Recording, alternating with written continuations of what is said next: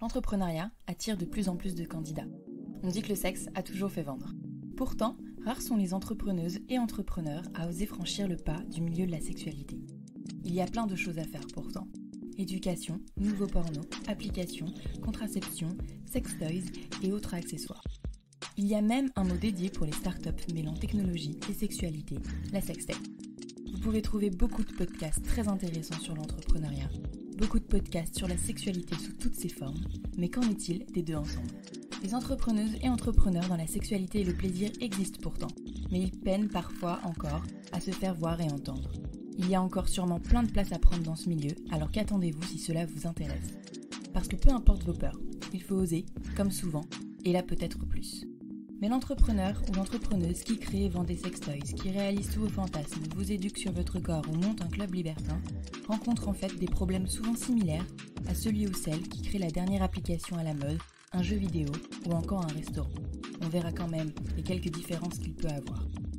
Le marché de la sexualité et des plaisirs est vaste, il touche tout le monde de plein de manières différentes et c'est pour ça que c'est un marché très intéressant. Avec le podcast de Talk, je vous propose de vous inspirer des entrepreneuses et des entrepreneurs qui ont osé.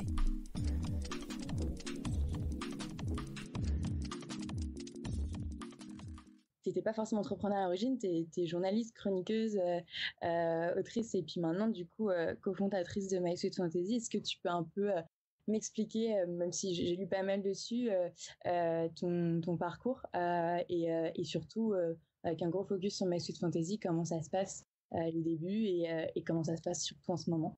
Ok, avec plaisir. Donc moi en fait j'ai un parcours, évidemment comme tu l'as très bien dit, c'est difficile de se lancer dans le milieu de la sexualité parce que c'est un milieu, et c'était encore plus vrai il y a 5 ans quand j'ai commencé, qui est pas du tout fédéré ou organisé. Par exemple, quand tu vas dans la mode ou dans le vin ou dans les bijoux, tu arrives déjà dans des industries qui sont implantées depuis longtemps avec peut-être des organismes de formation spécialisés, etc. Et tu as des parcours qui permettent de te faire grandir. Dans le milieu de la sexualité, c'était vraiment terrain vierge. Et en fait, moi, à la base, donc j'ai fait une formation journaliste, reporter d'image. J'étais vraiment dans les chaînes d'infos. Je travaillais un peu chez M6. J'étais étudiante en parallèle, donc en journalisme puis management des médias. J'avais quand même cette fibre entrepreneuriale à la base. C'est pour ça que j'étais dans une école de commerce, mais sans savoir ce que je voulais faire. Et en job étudiant, j'ai vendu des sextoys à domicile pour des enterrements de vie de jeunes filles principalement. Et je me retrouvais avec des jeunes filles qui allaient se marier, et je me suis rendu compte que le sextoys, le jouet, et puis c'était des trucs mignons, hein, c'était des petits canards vibrants, était un moyen, un prétexte presque de parler de sexualité avec les femmes. Et moi à la base, évidemment, ça m'amusait beaucoup parce que j'étais très intriguée par ce monde-là et je trouvais qu'il y avait une vraie méconnaissance là-dessus, et j'étais très contente grâce à mon nouveau travail d'être obligée de me former, de découvrir ce que c'était les sextoys. J'en utilisais pas forcément auparavant, je connaissais pas du tout ce monde-là.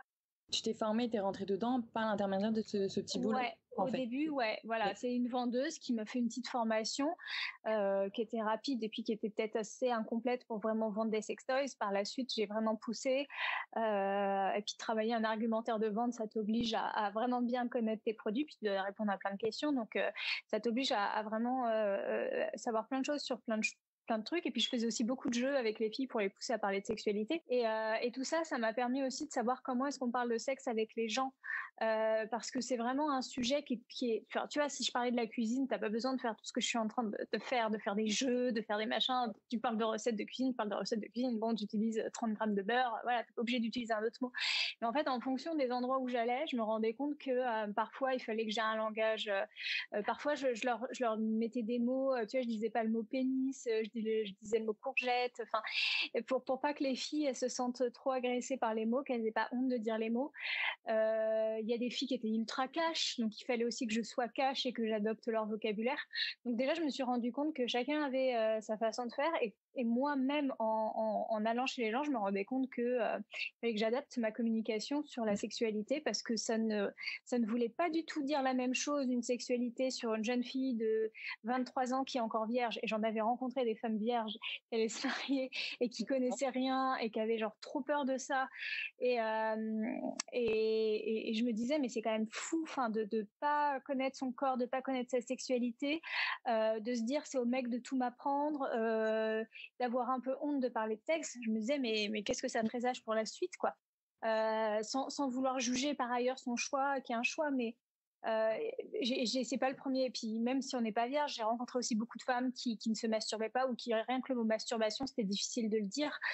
Et j'ai rencontré à l'inverse des femmes, et c'était plutôt en remariage, en deuxième partie de vie, qui étaient archi cash et qui en parlaient un peu en mode ouais, je me suis tapé tout le monde, j'ai pas besoin de sextoys de toute façon, moi c'est bon, j'ai tout ce que je veux à la maison, en mode charretière, vraiment. Et je me suis dit c'est marrant parce que ce sujet-là il m'intéressait vraiment vraiment vraiment à la base. Et puis chacun vraiment, on est loin de la cuisine où globalement tout le monde a le même discours. Là, on a vraiment des gens où il faut s'adapter son vocabulaire, adapter sa communication, s'adapter à la pudeur des gens, à la culture des gens. Enfin, c'est vraiment, les gens le vivent de façon extrêmement différente. Moi, j'avais l'impression d'avoir un rapport relativement neutre et sain à la sexualité, c'est-à-dire j'aime bien ça, mais voilà. Sans plus qu'il y avait une forme d'hystérisation sur le sexe, c'est-à-dire soit les filles se lâchaient complètement et racontaient tout et n'importe quoi, quitte à se vanter, quitte à être dans la surenchère de ce qu'elles vivaient, ou alors à l'inverse des filles qui avaient peur de dire certains mots et qu'il fallait absolument pas les dire. J'ai déjà eu l'exemple d'une fois, je sortais un sextoy, mais un truc rose, trop mignon, pas du tout réaliste, en plastique. Elle s'est cachée les yeux. Et donc on se retrouve face à ça. Je me dis ah ouais, c'est quand même un comportement vachement chelou, quoi. Les hommes aussi, chez des... Non, alors j'ai commencé comme ça, vraiment sur de la communication.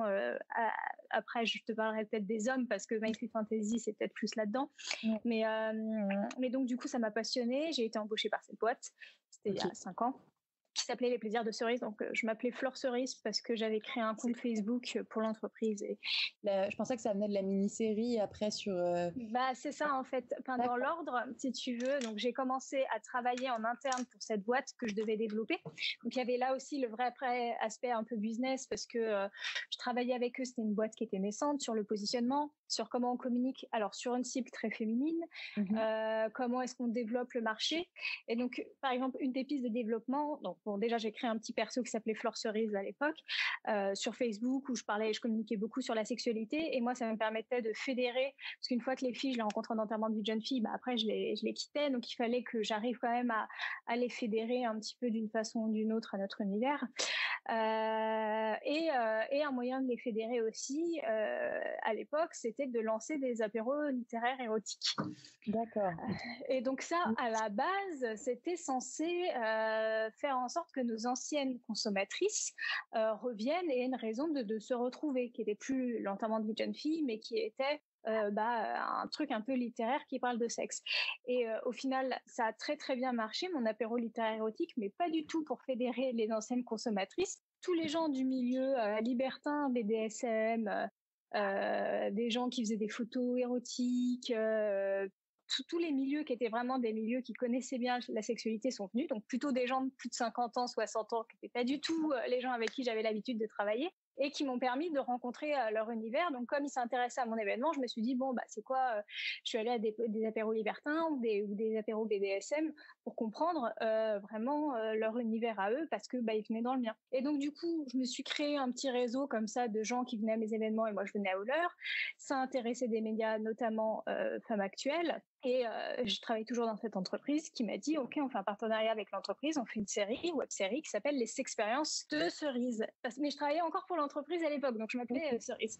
Et quand j'ai arrêté de travailler pour l'entreprise, comme tout le monde m'appelait Cerise à cause de la web-série, je me suis appelée Flore Thierry. Voilà, mais c'était... j'ai jamais vraiment choisi mon pseudo. Tu t'étais posé la question en mode, si je m'embarque... si vraiment je veux travailler dans ce milieu-là, c'est important d'avoir un pseudo, ou tu t'en fichais déjà complètement?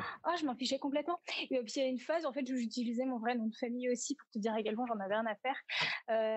Et après coup, donc je signais mes articles avec mon vrai nom de famille, en particulier dans le magazine Union. Et après coup, je me suis dit, ça me saoule un peu parce que quand on devient vraiment une personne publique, en fait, les gens, tu peux envoyer des messages à ta famille, ils vont regarder qui sont mes parents, qui sont mes frères. Bien sûr. Donc, je me suis dit, bon, en fait, il faut pas que je communique sur mon nom de famille parce que ça va toucher des gens que je n'ai pas envie qu'ils viennent les embêter avec mes idées, mes opinions et ce que je fais de ma vie. C'est vraiment ma vie professionnelle. Et ça permettait de protéger d'une certaine façon mes proches. Mais moi, j'en ai rien à faire de ma vraie identité ou pas, quoi. C'est juste pour pas mettre ma famille, en tout cas, là-dedans parce que ça les concerne pas et que j'ai pas envie que ça les concerne. Donc, chérie, ça veut juste dire que quand je parle aux gens, je parle au nom de Flore qui parle de sexe, quoi. Ouais, et donc du coup, en fait, c'est quasiment tous les projets ou toutes les choses que tu fais, c'est assez en parallèle. Enfin, ça chevauche à chaque fois. Du coup, tu passes de Sextoy à cette entreprise. Du coup, tu te fédères derrière les clients. Donc, tu fais ces cafés Ouais. érotiques. Ensuite, tu fais les expériences de cerises avec donc Femme Actuelle, et après, tu fais aussi d'autres choses donc avec à la radio, notamment avec Brigitte Lay, Sud Radio. Oui. Alors ça encore arrivé encore après. L'histoire, c'est que la boîte Les Plaisirs de Cerise ne fonctionne plus. Du coup, je reviens à mon compte. Je m'appelle Flore Chérie. Maintenant, je change de pseudo. Et à cette époque, il s'avère que le magazine Union vient de se faire racheter et donc il est en train de changer sa masse salariale. Et moi, je postule pour écrire des articles dedans, ça fait sens. Je suis déjà beaucoup impliquée dans le milieu de l'érotisme, je travaille un peu sur Femme Actuelle, j'ai une expérience journalistique. Je fais ça, puis je pige aussi à droite à gauche. C'est mon moment un peu à détente. Et très vite, Union, et c'est aussi la partie business, parce qu'il n'y a pas que MySuite Santé. En fait, on ne le voit pas, mais je suis très, très business dans ma vraie vie. Enfin, on s'en rend pas compte parce que la partie visible, c'est la journaliste, voir la clown pendant mes événements, voir la clown quand je fais Femme Actuelle ou des web-séries ou que je réponds à des interviews. Donc ça, c'est la partie émergée de l'iceberg qui est visible, mais en fait, la partie immergée, c'est énormément de business de façon totalement différente avec plein d'acteurs différents. Et ça, évidemment, je peux pas communiquer dessus parce que c'est normal, c'est la partie business, c'est celle qu'on fait en sous-marin. Mais mais en fait, dans tous mes métiers, il y a celle-là. Donc Union m'embauche. Donc au départ, évidemment, j'écris beaucoup pour eux, donc je suis journaliste. Mais très vite, en fait, ils m'embauchent pour que je développe la partie digitale, parce que en fait, je fais partie d'une boîte qui s'appelle Reworld Media, qui rachète des titres de presse écrite pour trouver d'autres moyens de communication et donc faire des sites web, par exemple, parmi d'autres, mais ils ont d'autres moyens de monétiser le magazine. Et donc, je suis vraiment à 300% dans la technique, quoi. Il faut que je sache comment on fait un site internet, c'est quoi l'affiliation sur le web, comment est-ce que je booste mon référencement, qui sont les partenaires financiers à qui je dois m'adresser. Si tu veux une petite anecdote très drôle, donc j'étais vraiment dans ce milieu-là qui est un petit secteur, qui est vraiment le secteur adulte digital, et je vais à une réunion annuelle qui est la plus grande de toutes les personnes qui sont dans le business là-dedans et qui ont loué un très très bel espace. Et dans ce très très bel espace, il y a que des mecs de plus de 40, 50 ans qui sont dans le milieu du porn. Donc tu sais, c'est les trucs genre tu veux un plan cul à côté de chez toi, appelle machin. Enfin ceux qui font toutes ces pubs, tout ça, les vendeurs de sex toys, etc. Donc je me retrouve avec tous ces gens-là qui sont des gens avec qui je peux avoir des partenariats commerciaux par ailleurs, ou tous ceux qui font les sites internet, grossecoquine.com, enfin bon, tous les gens du porn, de l'adulte, des sextoys, des machins, se retrouvent là et je vois que des mecs de plus de 40-50 ans. Et il y avait quand même des jeunes filles, mais les jeunes filles, en fait, c'était des hôtesses, voilà, qui étaient là. Et moi, j'avais 24 ans. Et donc, les mecs, ils comprenaient pas et ils me prenaient vraiment pour une hôtesse, en fait. Et c'était très difficile de leur dire non, en fait moi je travaille pour Union et toi t'es pourquoi, mais comment on travaille ensemble, quel business on peut monter, parce qu'ils buggaient dans leur tête. Tu fais mais qu'est-ce que tu fous là, mais va servir des macarons. J'étais en train de me faire draguer alors que j'étais là en train de dire non mais attends, moi je peux t'apporter de la thune, donc on n'est pas du tout en mode plan drague, je paye une hôtesse, enfin youhou. Donc c'était un peu au départ c'était un peu difficile de leur dire non mais en fait je suis pas une webcameuse qui a monté son site internet de webcam, je suis une nana qui a été embauchée par une grosse boîte et qui développe un site internet avec des rentrées d'argent derrière et des partenariats financiers à faire. Et bon, une fois qu'on est dedans depuis un petit moment, ça va. Mais au début, il fallait que tu fasses ta place, vraiment. Il fallait que je fasse ma place, clairement. Ouais. Et puis, le monde est en train de changer aussi. Ça, je te parle d'un truc, il y avait une inertie aussi dans le milieu il y a toujours une inertie, je trouve, dans le milieu du digital adulte qui est énorme. Je trouve que parfois, il y a des modèles économiques qui sont là depuis 20 ans. Ça a évolué dans plein de secteurs, mais dans le sexe, ça n'a pas forcément... Par exemple, le crowdfunding dans le sexe, c'est arrivé sur le tard parce que les plateformes de crowdfunding ne voulaient pas. Donc, on est encore sur des modèles de financement à l'ancienne. La publicité, c'est pareil. Enfin, c'est la publicité, donc en fait, on parle moins de pub, mais nous, on va parler d'affiliation. C'est vraiment notre terme, qui est encore extrêmement massivement utilisé dans le milieu du monde adulte. L'affiliation, il faut bien comprendre que c'est un truc qu'avait lancé Amazon dans les années 90, c'est tout début. Donc on parle d'un modèle économique qui date du début d'Internet. Évidemment que ça a évolué et aujourd'hui, toutes les plateformes travaillent plus forcément sous ce modèle économique-là. Et nous, si, encore beaucoup, massivement, parce que c'est encore des modèles économiques à l'ancienne. Et c'est un monde, malgré l'impression qu'on a d'être toujours, que le porno, soi-disant, fait avancer les nouvelles technologies, c'est quand même un monde qui est toujours dans des circuits parallèles. À cause des tabous, des plateformes que ce soit. Ouais, c'est ça. En fait, par exemple, tu es déréférencé sur Google. Voilà. Donc, en fait, quand on tape il faut taper certains mots-clés pour que tu puisses réapparaître. Déréférencé. Amazon ne veut pas faire de l'affiliation avec nous, par exemple. Le secteur adulte. Enfin, il y a plein de barrières. Par exemple, il y a des trucs bêtes. Tous les systèmes de paiement aujourd'hui en ligne qui sont utilisés par plein de sites d'e-commerce. Par exemple, si demain je sors un site de vente en ligne de t-shirts, je vais mettre une plateforme de paiement derrière. Il y en a des grosses sur le marché et ils vont se prendre un mini pourcentage pour sécuriser la transaction. Et après, ça va arriver sur mon compte en banque. Quand tu es dans le milieu adulte, tu es considéré comme un high-risk payment. C'est-à-dire que ces plateformes ne veulent pas de toi parce qu'ils considèrent qu'il y a trop de fraude. C'est pas une histoire de morale. Ils considèrent que tu es dans un secteur où il y a trop de fraude à la carte bleue. Et de ce fait, ils te ponctionnent soit beaucoup plus, soit même ils ne veulent même pas entendre parler de toi si tu fais pas de chiffre d'affaires. Donc, rien que d'arriver à trouver une plateforme qui veut bien encaisser ton argent, c'est compliqué. Je te parle même pas de trouver une banque, Ok, d'accord.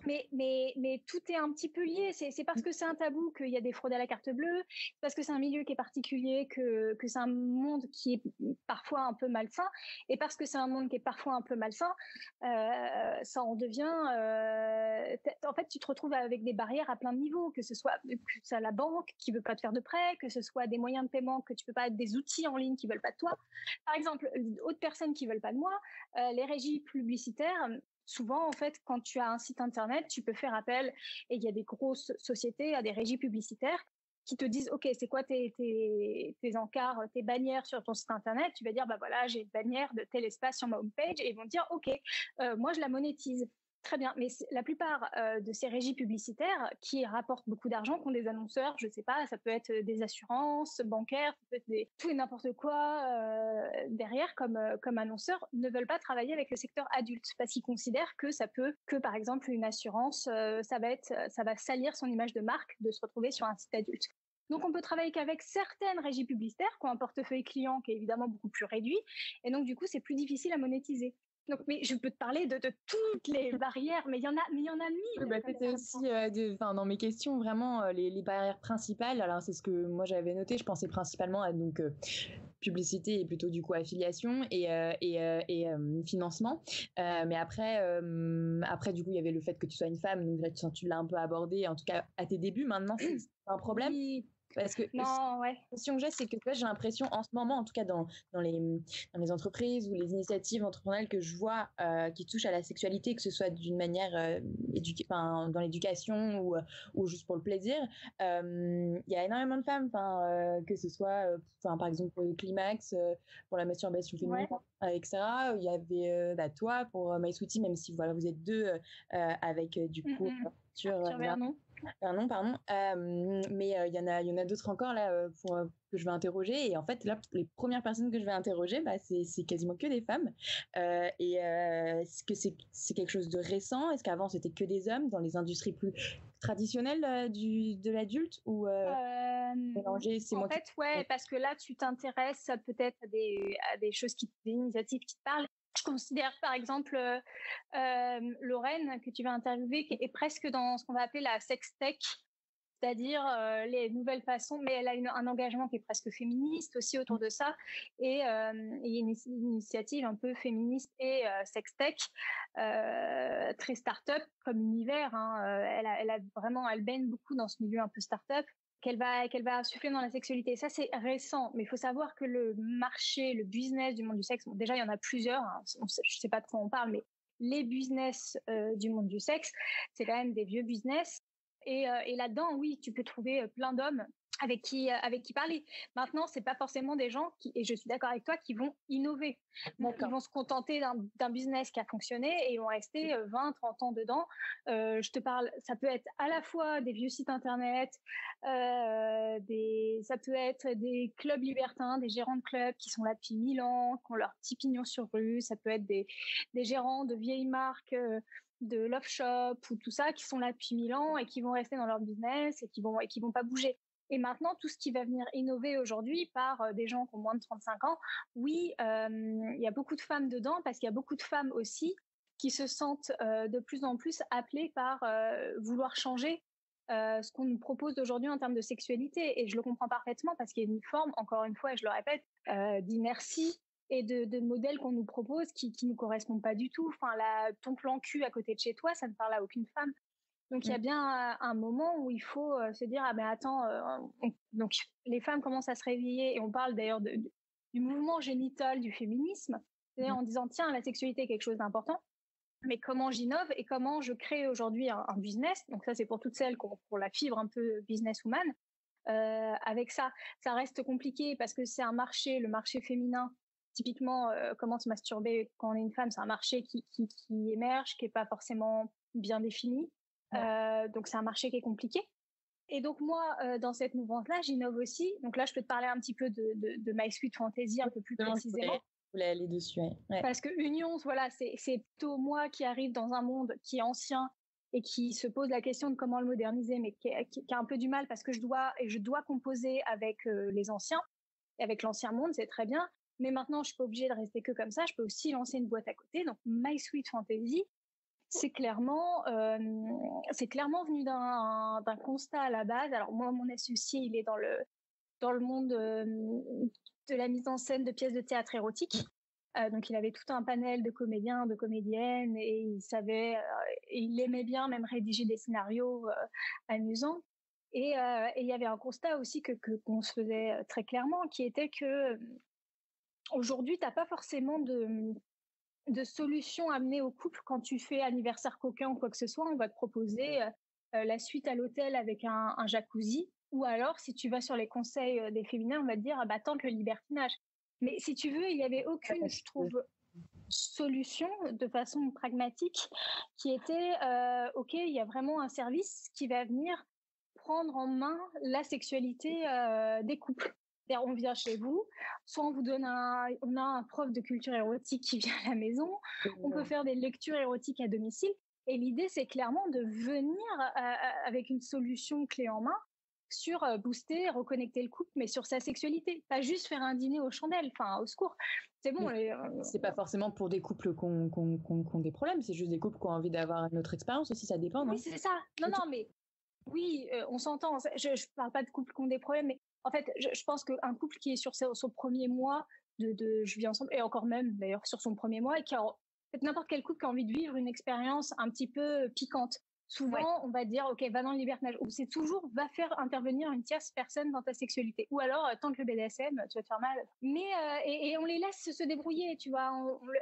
Il y a personne qui vient les aider sans pour autant, et les aider, c'est pas juste faire la troisième personne dans un couple, tu vois. C'est juste leur dire, en fait, il y a plein de façons de booster votre érotisme. Et c'est pas juste d'ouvrir un livre à deux et de lire ensemble. Il y a vraiment quelqu'un qui vient et qui vient vous faire la lecture érotique. Il y a vraiment quelqu'un qui vient dans votre chambre à coucher et qui vient vous donner un cours de culture érotique, vous dire ce que vous devez faire, qui vient venir jouer avec le couple. Quand on fait des kidnappings en couple, c'est super drôle. Il y en a un qui est menotté sur une chaise, le visage en sang.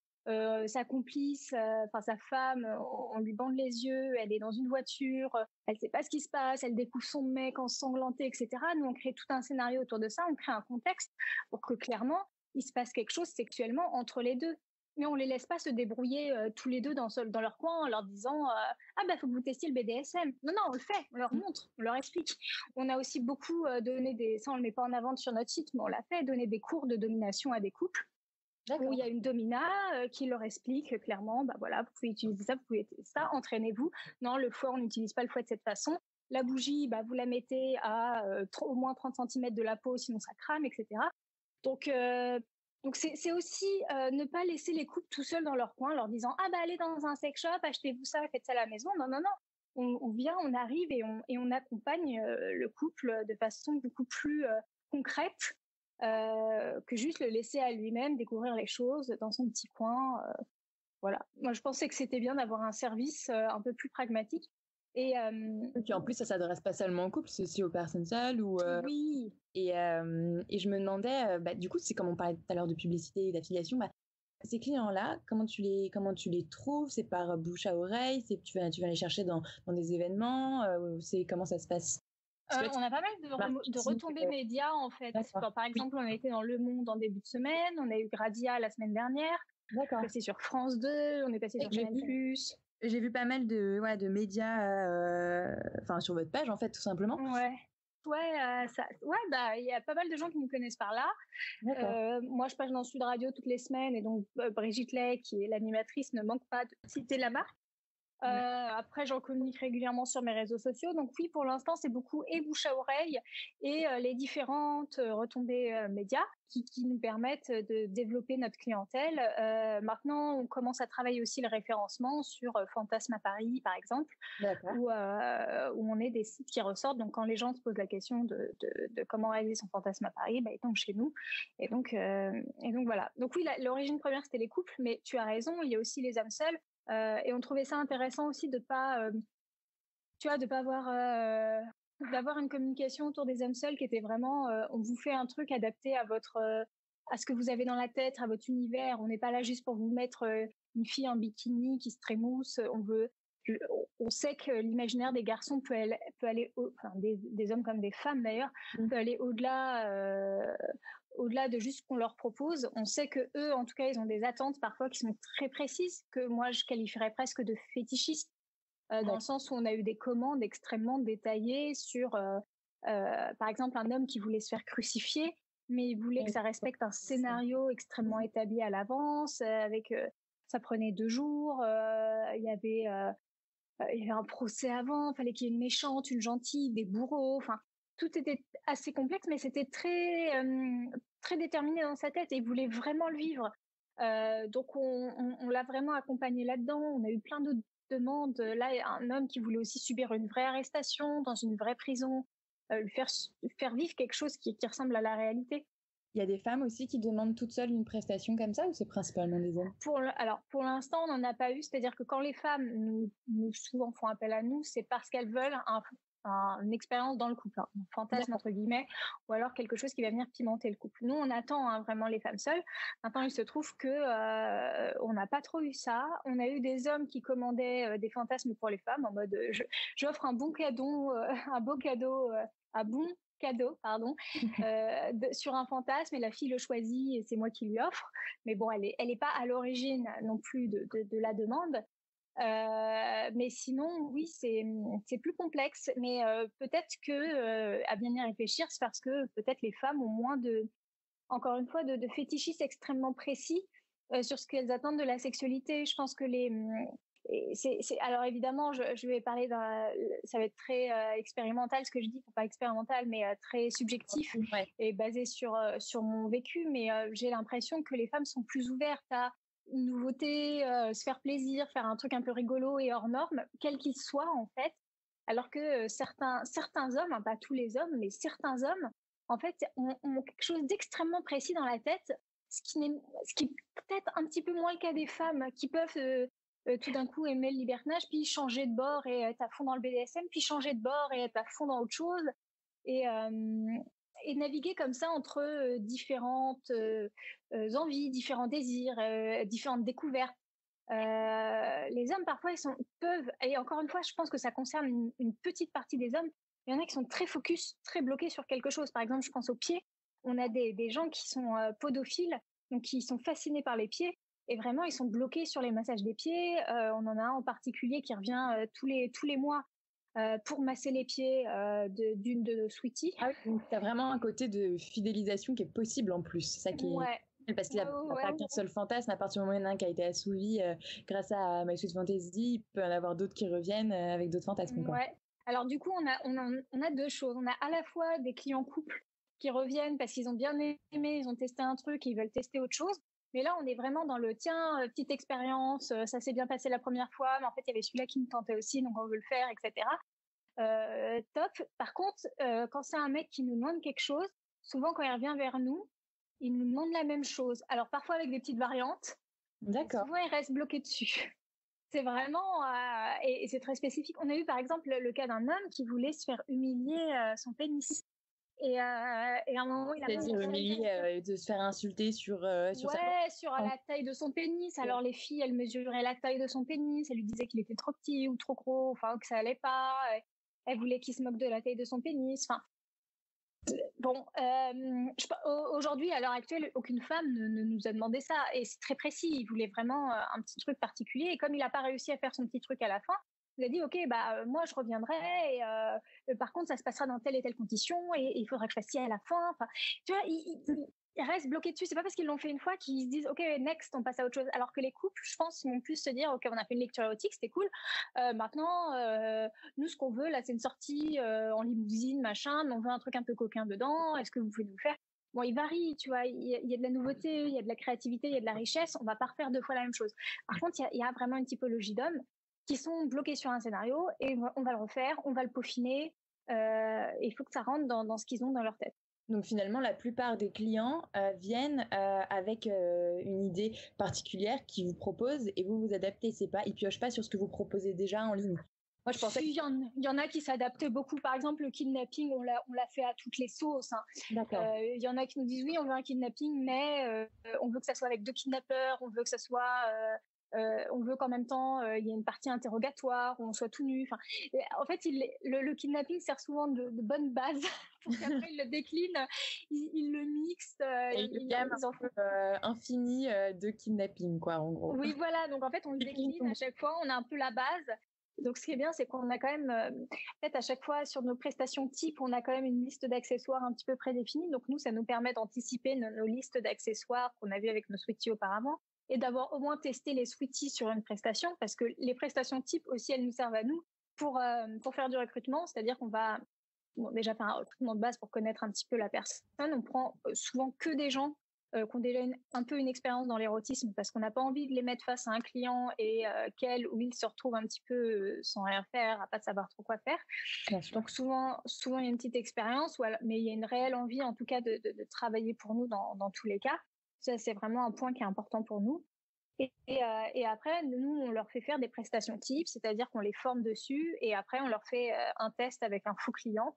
Et une fois qu'ils sont testés, on les envoie avec un vrai client. Non, là, c'est un recrutement de comédiens, comédiennes, mais avec... Ouais. Ils travaillent pas que pour vous, mais ils travaillent pour vous d'une manière très, très récurrente. Oui, voilà, c'est ça. Okay. Oui, après, ils font ce qu'ils veulent, mais on a plusieurs Sweeties qui travaillent pour nous, et puis on leur dit, voilà, on a une prestation de tel jour à telle heure, est-ce que tu veux le faire? On les connaît un petit peu, on sait ce qu'ils font, on sait ce qu'ils font pas, on sait dans quoi ils sont bons, dans quoi ils sont moins bons. Donc, ça nous permet aussi de nous adapter par rapport à la demande client. Dans du coup, en termes de recrutement, mais aussi de cadre légal, enfin, j'ai vu que vous faisiez bien attention à ça. C'est évidemment important pour pas que voilà, il y ait des dérapages ou que les clients sachent bien à quoi s'attendre. Ça, quand tu montes ta boîte et que je sais pas si voilà, tu as cherché des financements, etc. au début, mais tu étais obligé d'être hyper clair là-dessus et hyper calé sur les contraintes légales, non? Ouais. Oui, on est hyper calé sur les contraintes légales. C'était la base. Et c'est surtout mon associé qui l'est particulièrement.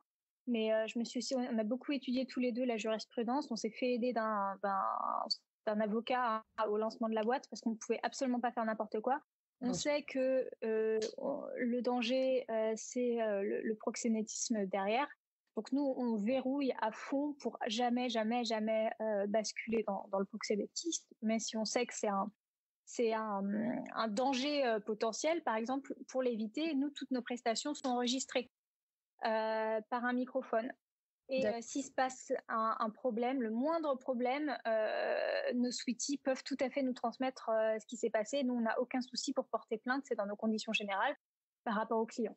D'accord. S'il y a une demande de proxénétisme, juste si le client lui demande d'aller un petit peu plus loin, pas de souci, elle peut tout à fait arrêter pile la prestation à ce moment-là, nous transférer l'enregistrement et nous on peut porter plainte. Et donc le client est évidemment mis au courant de ces conditions. Bien sûr, et on leur dit à l'avance, et la sweetie quand elle arrive, elle demande 2 choses. Nous on veut aussi que ça soit sécurisé pour le client, donc il y a souvent un safe word. Ça dépend des prestations, quand c'est des petits trucs, il y a pas, on est plus souple, mais très souvent et en particulier en couple, il y a un safe word, c'est un petit mot-code qui permet de mettre la prestation en pause pour X raisons, hein. Donc on met la prestation en pause dès que le safe word est entendu. Et on leur rappelle que toute la prestation est enregistrée. Donc ça permet d'avoir un garde-fou. C'est comme s'il y avait un troisième œil en fait. Il y a quelqu'un qui nous regarde. Donc voilà, tout est enregistré, on ne peut pas faire n'importe quoi. Et nous, dans les mails, avant que le sweetie vienne à domicile, on réexplique les limites très claires entre le client et le sweetie, et notamment que le client n'a jamais le droit de toucher le sweetie. C'est toujours la sweetie ou le sweetie qui peut toucher le client. Ça se passe jamais dans l'autre sens. D'accord, ok. Ouais, au moins c'est très clair dès le début. Il y a enfin voilà, tout est bien cadré, quoi. Ouais, oui, c'est assez cadré, et on travaille avec des gens qui connaissent parfaitement ce qu'ils ont le droit de faire et ce qu'ils n'ont pas le droit de faire. Maintenant que le client ne sache pas, il n'y a pas de souci. Nous on fait un peu de pédagogie. S'il devient lourd, là par contre, il n'y a aucun problème. Le sweetie peut tout à fait partir. Et nous, on a toutes les informations sur le client, hein. Il nous a payé avant la prestation, donc on sait qui c'est, on sait où se déroule la prestation. On appelle notre sweetie juste à la sortie. Donc les sweeties sont pas lâchés dans la rue à tout le monde, quoi. Donc voilà, il y a un frais, il y a des frais aussi. C'est pas une rencontre Tinder quoi, qui se fait gratuitement sur un site de rencontre. Là, il y a des frais qui sont quand même conséquents, qui sont sortis avant la prestation, ce qui permet aussi de la sécuriser d'une certaine façon, c'est-à-dire qu'il y a un engagement financier. D'accord. Et donc là, en gros, donc ça s'est lancé l'année dernière, c'est ça? Oui, l'année dernière, ouais. Vous êtes lancé l'année dernière, et du coup, comment ça se passe quand tu lances ça? Tu fais une sorte de business plan, un plan financier, tu sais déjà à quel moment tu vas être rentable, ou comme tu as d'autres activités à côté, tu t'es dit juste j'essaye, je sais qu'il y a un potentiel et je vois après, ou typiquement sur le type de modèle économique que nous on a un modèle économique où il y a peu de coûts de charges fixes. Il y a que des charges qui s'adaptent en fonction de notre volume. Donc on n'a pas besoin de se dire, on va dire la création d'un site internet et nous notre travail personnel à nous qui est vraiment l'investissement le plus onéreux de base. Pour le reste, tout ce qui est charge, ça reste des charges qui sont du chiffre d'affaires et du volume. Donc si demain on n'a plus envie de travailler, c'est pas très très grave, parce qu'on a un modèle économique qui n'est pas contraignant particulièrement. Maintenant, ça marche bien. C'est quand même assez chronophage, hein, parce qu'on a quand même pas mal de commandes qu'il faut arriver à les assurer. Que ça reste un travail où la principale gestion, c'est la gestion de l'humain, hein, c'est la relation soit avec nos clients, soit avec nos sweeties. Que la partie création, elle a aussi sa place, mais somme toute, elle a une place qui est modérée, on va dire, par rapport à la gestion de l'humain, la gestion de logistique, qui nous prend le plus de temps. Donc oui, après on réfléchit à passer sur quelque chose d'un peu plus comment dire, avec des coûts fixes et des charges un peu plus engageants. Là, pour l'instant, ça reste relativement peu contraignant en termes de modèle économique. Oui, donc ce serait tard à avoir votre studio ou quelque chose comme ça, en fait. Exactement, ça peut passer par ça. Ça peut passer par des embauches en interne. Ça peut passer par de l'investissement matériel, ça peut passer par de l'investissement en communication. Donc voilà, il y a différents investissements auxquels on réfléchit, parce qu'on a quand même, on commence à accumuler un peu de chiffre d'affaires. Donc on réfléchit à réinvestir cet argent, soit en ayant un modèle économique un petit peu plus contraignant, mais derrière quelque chose qui tourne plus vite, ou voilà, différents types d'investissements sur lesquels là on est en train de se pencher. Et donc du coup là, évidemment, vu les circonstances actuelles et que c'est proche de l'événementiel, donc de chaque prestation. Donc j'imagine que tout est un peu arrêté. Ouais. Mais il y a un moyen. Est-ce qu'il y a un moyen d'adapter My Sweet Fantasy à maintenant, par exemple, je sais pas, en repassant à des formes anciennes de pas de téléphone rose, mais de d'autres fantasmes juste audio ou non, pas du tout. Si, pourquoi pas, hein. Nous, le fantasme téléphone, pas de souci. Maintenant, en effet, il y a toute la concurrence du téléphone rose qu'elle a depuis un petit moment. Donc, on les laisse travailler sereinement, ces gens-là, qui doivent être assiégés en ce moment. Toutes les camgirls aussi qui doivent bien fonctionner. Donc, on les laisse travailler. Nous, c'est pas très grave. On avait des commandes avant le confinement. Et très gentiment, nos clients nous ont dit pas de souci, on reviendra après le confinement et on verra comment ça se passe. On fait de l'événementiel, mais on fait pas non plus de l'événementiel comme je peux faire au Salon de la littérature érotique où j'invite 800 personnes d'un coup. Ils se retrouvent à 3 ou 4. Pardon. Donc oui, j'ai bon espoir qu'avec le déconfinement, je sais pas comment ça va se faire, mais je me dis que les réunions entre 3 ou 4 personnes à terme ne seront pas interdites. Donc j'espère qu'on pourra continuer dans de bonnes conditions. Donc heureusement qu'on ne fait pas des gros rassemblements, enfin que ça nécessite pas en tout cas des gros rassemblements. Ou pas encore, peut-être, je sais pas. Pas encore. Ça dépendra de la demande du coup. Mais ok, d'accord. Super, merci beaucoup. J'ai juste encore quelques dernières questions un peu plus générales. Si tu avais eu ou tu avais sûrement eu du coup d'autres idées de boîtes dans ce milieu-là ou pas du tout, ou est-ce que tu as des idées de choses qu'il faudrait faire dans ce milieu-là? J'imagine qu'il y en a plein. Ouais, mais après, est-ce qu'il faut que je les dise dans un podcast? Non. Non, peut-être pas ce que tu as envie de faire toi, mais ce que tu aimerais peut-être avoir toi en tant que cliente, ou tu vois, en termes de soit juste plaisir, soit éducation, santé, est-ce qu'il y a un domaine ou peut-être juste qu'il faudrait plus pousser selon toi? Actuellement, en fait, il y a plein d'initiatives qui sont prises par plein de gens différents, qui sont en train d'émerger et c'est très chouette parce que c'est en train d'évoluer et dans plein de directions différentes, mais que je trouve globalement intéressantes.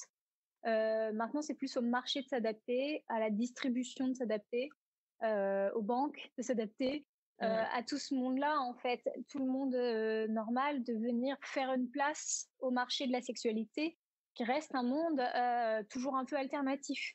Et de plus en plus, j'ai l'impression que les médias se trouvent par exemple, je prends juste Instagram, tu vois, c'est bête, mais au départ, beaucoup de comptes se faisaient censurer parce qu'ils parlaient de sexualité, des comptes féministes. Bon, de plus en plus, il y a une tolérance sur parler de sexe sur Instagram. Et ça devient presque le média numéro 1 pour parler de sexualité. Donc, je sens qu'il y a une ouverture de la part des plateformes mainstream, quelles qu'elles soient, pour accueillir le sexe. Moi, j'attends juste que ce soit fait à 100% et qu'on parle de sexe ou qu'on parle de cuisine. En fait, on devrait avoir le même accès, la même possibilité d'accès, en fait. Et pas être mis de côté à cause de ça. À cause de notre différence. J'ai l'impression d'être c'est même pas une différence, ça touche tout le monde. Mais oui, voilà, c'est ça. Mais non, mais tu sais, c'est comme quand on dit, oui, c'est parce que je suis différent, que j'ai pas accès aux meilleures écoles, aux meilleurs machins. Mais c'est un peu ça, tu vois, c'est un peu le vilain petit canard de la famille qui a pas les mêmes accès que tout le monde. Il doit ramer 2 fois plus pour avoir la même chose. Et c'est un petit peu la même chose dans le business de la sexualité. Hein, c'est beaucoup plus compliqué à plein d'égards. Parce que pour X raisons d'ailleurs, les raisons sont multiples, c'est pas juste la morale. Les raisons sont vraiment multiples pour verrouiller en tout cas ce secteur-là. J'ai l'impression que les choses changent, mais oui, il faut que toutes les institutions accueillent positivement les initiatives business dans le monde de la sexualité. Ok, d'accord. Et du coup, quel conseil tu pourrais donner à des gens qui veulent se lancer dans ce milieu-là en tant qu'entrepreneur? Ou même associatif, hein, d'ailleurs. Mais quel conseil je pourrais vous donner? Le premier, c'est quand même que c'est relativement difficile d'en faire un métier à plein temps. J'ai pas dit impossible, j'ai dit difficile. Donc c'est d'avoir des arrières solides, c'est-à-dire de pas donner tout à 100% de son temps, de son énergie, de son argent dans un projet qui parle de sexualité, parce que pour l'instant, le marché n'est pas assez stable. Donc pour faire en sorte que l'initiative fonctionne sur le long terme, il faut qu'elle soit pérenne et c'est difficile d'être rentable dès les premiers temps. Donc c'est quand même bien, en tout cas dans ce secteur-là, d'avoir de quoi tenir sur la longueur, parce que c'est ce qui va faire la différence. Et sinon, d'arriver à communiquer de façon intelligente sur la sexualité. Et communiquer de façon intelligente, c'est pas juste copier ce qui se faisait ou ce qui se fait, c'est vraiment innover et se dire voilà ce qui pourra être fait demain et voilà ce que les gens attendent. Je pense par exemple, c'est pas vraiment la sexualité, même si j'ai envie de les mettre dedans, toutes les serviettes, pardon, pas les serviettes, les culottes menstruelles qui cartonnent, qui sont un business économique formidable. Mais bien sûr qu'il fallait les lancer. Mais tout est formidable. Bien sûr que ça répond à un besoin. Bien sûr que c'est innovant. Bien sûr qu'il fallait les lancer. Et il y a une communication autour qui est intelligente et bien faite. Voilà, je pense que c'est des initiatives comme ça plutôt que, et j'en vois trop souvent, des jeunes étudiants un peu potaches, souvent des mecs d'ailleurs parfois, qui disent ouais, je vais vendre des sextoys parce que ça m'a fait rire. J'ai eu l'idée en sortant de soirée avec des potes. Vraiment, j'ai vu des. Ah oui, j'ai interviewé des gens, vraiment leur histoire, leur storytelling autour de leur marque, c'était ça. Et demain, j'aimerais bien que ça soit plus possible et de leur dire, mais en fait, les mecs, c'est un business sérieux. Souvent, c'est des garçons. Je veux pas genrer le truc, mais ça m'est arrivé plusieurs fois d'interviewer des marques pour X raisons et les mecs me disaient, ouais, je trouvais ça pour rigoler, ça me faisait marrer et tout. Mais on fait pas un business pour rigoler. On fait un business parce qu'on connaît le marché, qu'on l'a étudié et qu'on est intelligent derrière. Donc voilà, oui, d'avoir une maturité et de pas se dire, ah ouais, c'est rigolo de bosser dans le cul. Non, mais c'est un taf. C'est un vrai taf. Et peut-être que les garçons aussi ont pas l'idée de se dire ouais, ça va entacher mon image, ou ils ont pas peur de ça parce qu'on va peut-être moins leur reprocher, en tout cas pour l'instant, que des filles, quoi. Donc, enfin, des femmes. Donc, moi, ce que j'aime bien chez les femmes, c'est qu'il y a un côté maintenant, mais je m'en foutiste de ce que pensent les gens, qui est formidable. Il y a un côté, mais alors, le côté salope, ça leur passe, mais 3 mètres au-dessus de la tête, genre, mais de quoi me parlent les gens? C'est complètement absurde et je trouve ça formidable parce que moi, c'était un petit peu pareil au départ. J'ai pas l'impression d'avoir. Toujours aussi compliqué, je pense. Enfin, pas aussi, mais oui, il faut au début, faut vraiment se dire, allez, c'est bon, je m'en fiche, quoi. Et on va voir. C'est clair. Enfin, quand on est une fille. Mais je sais qu'il y a beaucoup de filles qui peuvent souffrir de slut-shaming.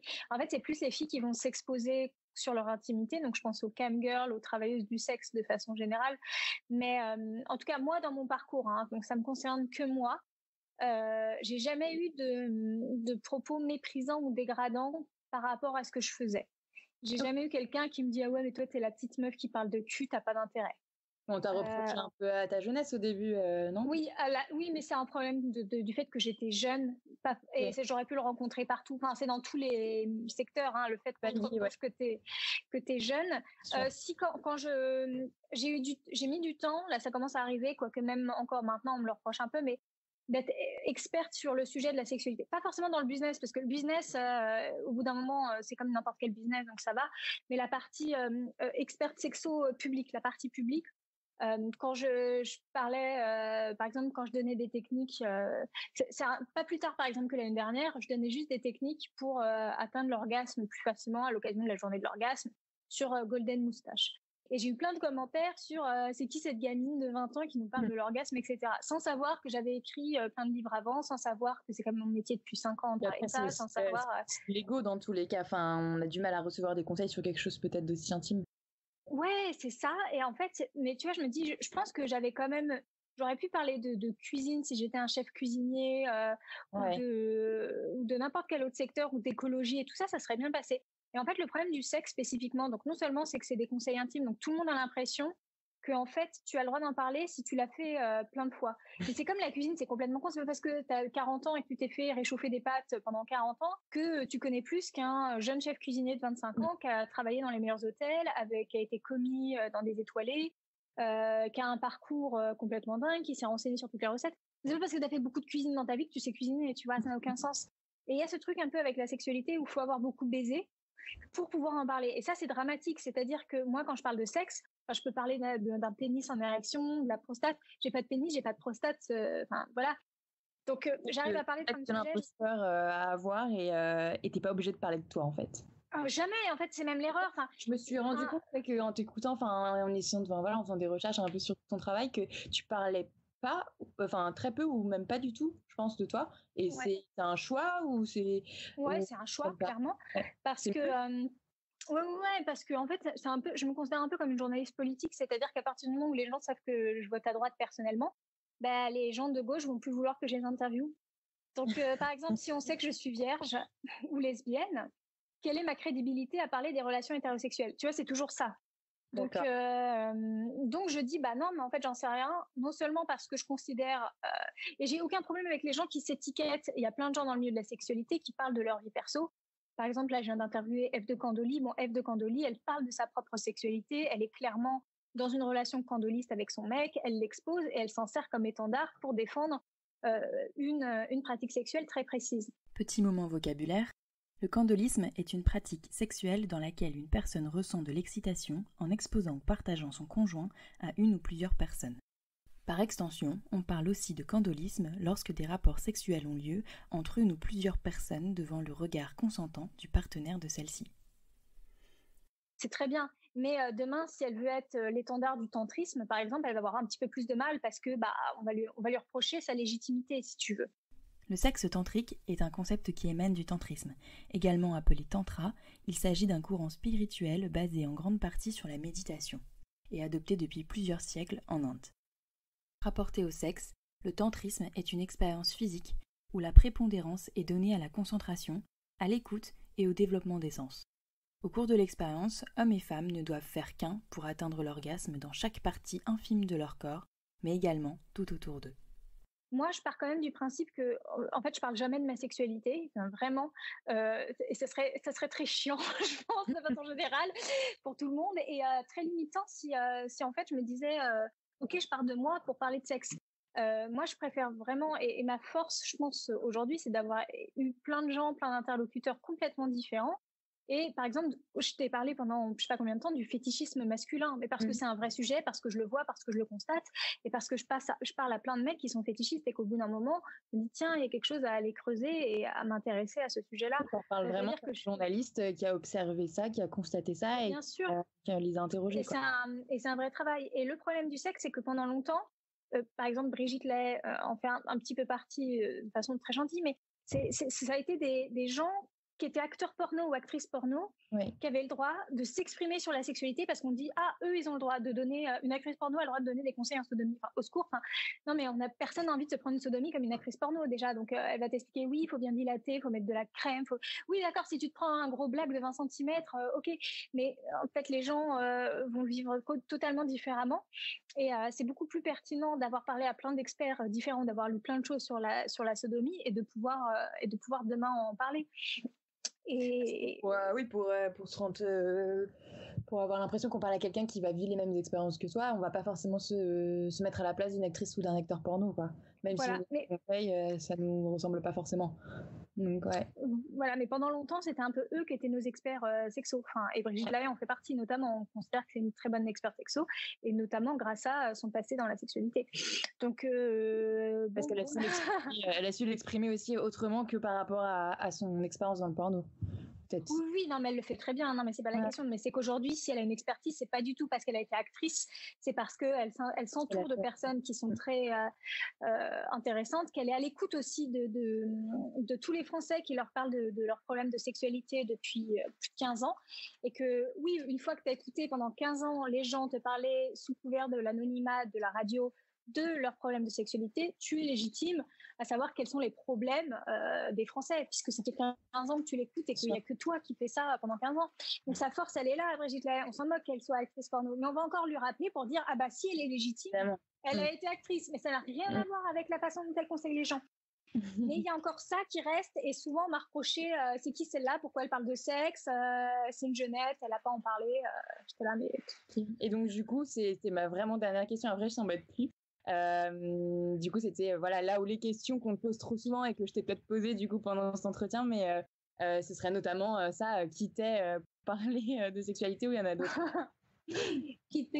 En fait, je suis quelqu'un qui déjà, quand je parle de sexe, souvent je rapporte les propos des gens, je fais un mixte entre un mix qui me semble pertinent, c'est-à-dire je trouve qu'il y a des conseils qui sont donnés par d'autres qui sont pas forcément pertinents pour plein de sujets. Il y a des gens très intelligents qui ont des sexothérapeutes ou autres qui m'ont donné des conseils, j'ai trouvé pertinent. Donc souvent quand on m'interroge sur l'orgasme, je vais donner des conseils qui sont un peu piochés à droite et à gauche de tout ce que j'ai pu entendre. Et qui je suis pour en parler? Parce que je pense qu'il y a peu de personnes aujourd'hui qui sont plus de 10 heures par jour, le nez vraiment collé dans la sexualité. C'est-à-dire, je lis énormément dessus parce que c'est mon métier. Hein. Je connais tout le monde du business autour. Oui, non, mais moi, je me posais pas la question de qui t'étais. Non, mais je pense qu'en fait, oui, non, mais qui t'étais. C'était plutôt les questions dont on a marre qu'on te pose, en fait. Ouais, après, moi, en fait, j'ai pas jamais marre qu'on me pose des questions, sauf non, les questions où j'en ai marre, c'est c'est les mecs qui me demandent si je me masturbe chez moi ou ce que je fais de ma sexualité. Ah ouais, dès que tu leur dis que tu travailles forcément. Ouais, c'est tout de suite, en fait. Ouais, les questions que j'en ai plus marre, c'est les questions qui sont. Mais moi, il n'y a aucun souci, les questions qui sont directes sur ma vie privée. Et je rappelle à toujours tout le monde que, mais en fait, ma vie privée sexuelle en particulier, c'est ma vie privée, que j'ai le droit de pas leur répondre. Mais moi, j'ai aucun problème pour rembarrer gentiment en disant mais ça, j'en parle pas de ma vie privée. Ouais, t'en parles, toi, comme ça, devant tout le monde? Bah non, moi non plus. Voilà, c'est pas parce que je parle de sexe que je déballe toute ma vie privée.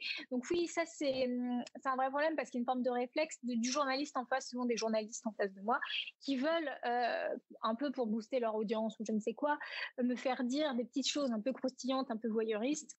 Et moi, évidemment, en face, je suis un peu habituée. Ouais. Donc, et j'hésite pas à rembarrer parce que je trouve ça intéressant aussi. Les gens ne se rendent pas compte, mais qui n'ont aucune, et les filles en particulier, n'ont aucune obligation à répondre aux questions des gens sur leur vie intime. Aucune. Personne, c'est pas parce qu'un journaliste qui est dans un média, parfois ça s'est passé en direct, des gens, même Brigitte Lahaie m'a déjà questionné sur ma vie privée et je dis non. Mais je trouve ça intéressant de dire non en disant mais en fait ta question est gênante et c'est pas parce qu'on parle de sexe de façon ouverte que il n'y a pas une protection de ma vie privée à un moment ou à un autre et il n'y a aucune obligation, même si on est en direct, même si tu es un présentateur, même s'il y a des gens qui nous écoutent, que j'ai de répondre à cette question juste parce qu'elle a été posée sur ma vie privée, bien sûr. Oui, forcément, si t'as pas envie, c'est un vrai consentement clair, quoi. Ok. Voilà. Ok, écoute, merci beaucoup. Du coup, comme je te disais, c'est la première que j'interroge pour ce podcast que j'aimerais bien lancer très vite avant la fin du confinement. Donc, la première fois. Oui, exactement. Yes. Il y a plein de premières fois et donc tu es celle-ci. et voilà, du coup, j'espère que je vais pouvoir le publier bientôt. On verra la qualité avec Skype, mais merci beaucoup. Et puis là, j'ai encore plus de choses à lire parce que pour préparer cet entretien, je me suis rendu compte de tous les trucs que j'avais pas lus avant. et voilà, merci pour tout ça, pour ton travail et puis bon courage quoi pour la suite. Merci beaucoup. Puis n'hésite pas à me l'envoyer et je communiquerai évidemment dessus avec grand plaisir. Super, je vais essayer de faire ça. À très vite. Merci. Merci. Au revoir.